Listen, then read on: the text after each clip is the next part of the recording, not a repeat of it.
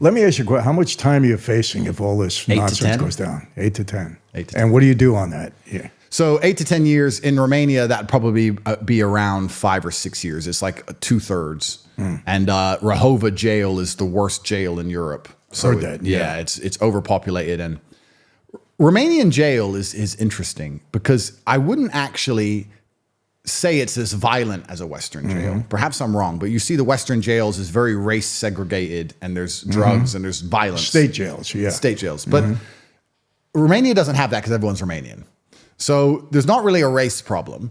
And they don't really have a problem with foreigners in general. And they know me and my brother inside out. So they know exactly who we are. And we're accepted as one of them. So that's not a problem. The problem with Romanian jail is two things. Is that one, there's a lot of mental illness because they don't have a segregation between mental illness and crime in the poorer countries. The poorer a country is, the closer it is to your weird jail. They don't have time to deal with the other side of it all. It's very expensive and it's very complicated. It's just jail. It's just jail. Yeah. You You did this, but you're mentally ill. I don't care. You did it, jail. Right. So you have a lot of mental illness, and then there's a lot of problem with just the general cleanliness. These jails were built in the communist era. They're infected with cockroaches. They've never been fumigated in any way.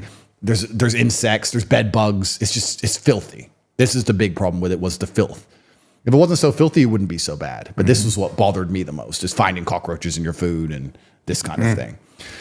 But then if I had to choose, would I choose a more violent scenario to avoid the filth? I don't know. If you get stabbed, you're going to wish you didn't.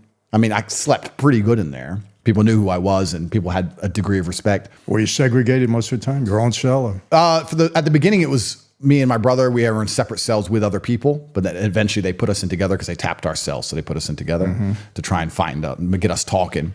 And then it became a little bit easier.